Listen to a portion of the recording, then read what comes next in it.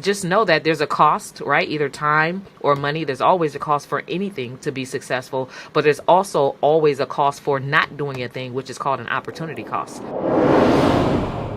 There's a law that governs how and why the government is also obligated to spend a certain percentage of that with small business owners, including Black and brown businesses and women-owned businesses and those businesses who are at a disadvantage and struggling, right?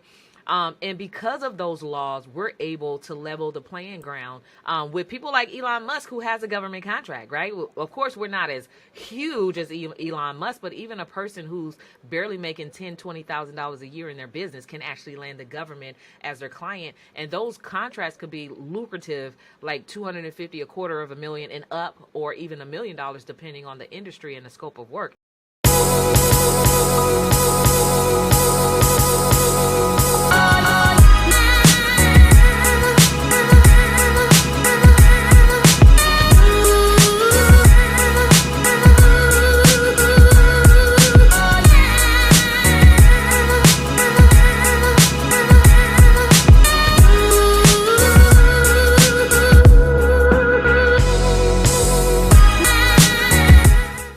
So obviously there's other ways, other things that you can sell to the government. And I would venture to say that having a government as a client is probably one of the best because they got all the money, right? They're probably one of the best clients. In fact, so here's what I learned in my research over the years is the government, the U.S. government is the number one biggest purchaser of products and services in the world, wow. Right? And what I did not know initially was that a percentage of they spend multiple trillions of dollars every single year on products and services, like the very services that every single business entrepreneur sell, right? But many people don't even know that they can sell that to the government as well. There's a law that governs how and why the government is also obligated to spend a certain percentage of that with small business owners, including Black and brown businesses and women-owned businesses and those businesses who are at a disadvantage and struggling, right? And because of those laws, we're able to level the playing ground, level the playing field, and basically have some healthy competitiveness. With people like Elon Musk, who has a government contract, right? Of course, we're not as huge as Elon Musk, but even a person who's barely making $10,000, $20,000 a year in their business can actually land the government as their client. And those contracts could be lucrative, like $250,000, $250,000 and up, or even $1 million, depending on the industry and the scope of work. And so it's really the game changer, you know? So it's just crazy how that can literally take your business overnight to success.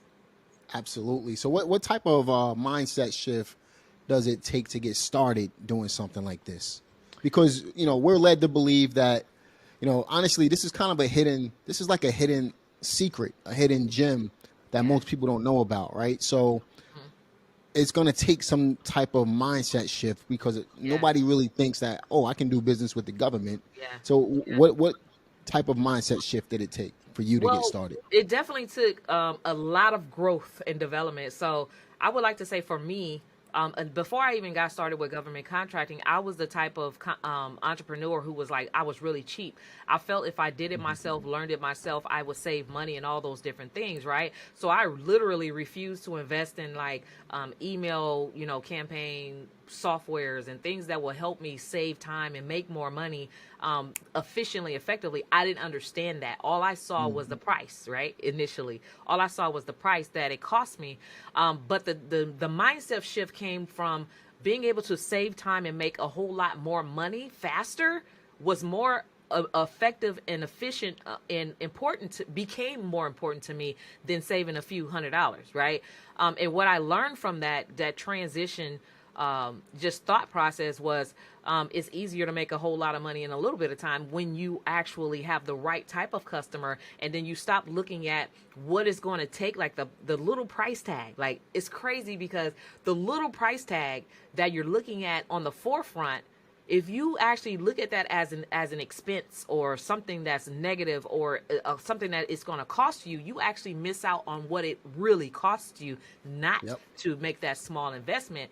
And so, literally for me, it was like a $40, $20 a month software that kind of first allowed me to be able to see, wow, this is crazy how you really do have to invest in yourself. Like, I refuse to pay $20 a month for a service that could have made me money at the click of a drop of a dime or whatever. But when I finally said, you know what, I'm sick and tired. So you really got to be sick and tired of being in your situation, right? So when I really got to the point where I was sick and tired of chasing customers, sick and tired of spending pennies and saving hundreds, right?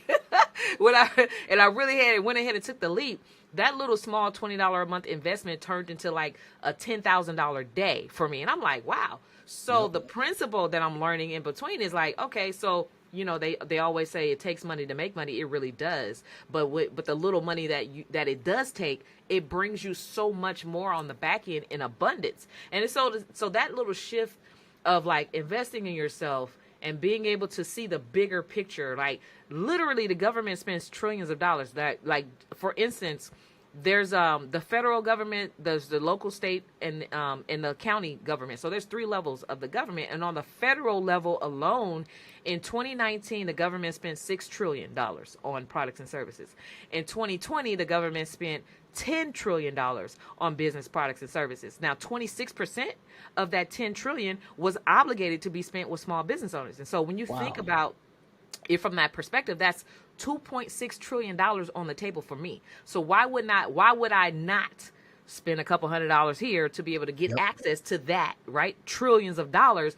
And it's just like, do you want that piece of the pie? And that piece of the pie could be $1 million a year for you with one client. So I just, Or you know, more. so really, that was the evolution of like the thought process for me, and the growth and like the mindset shift was just knowing what's on the other side, believing that if I did the work, I'm going to get the result, knowing that, you know, there's a guaranteed customer there, but also just kind of working on myself. You know, I heard someone say before, whenever like pricing or any investments or certain things will come up, we have internally, without even knowing subconsciously that we have this, what's called a poverty guard. The poverty guard would begin to talk to you and tell you, don't do that. It's too expensive. Don't do that. And all that stuff. And then you miss out on opportunities.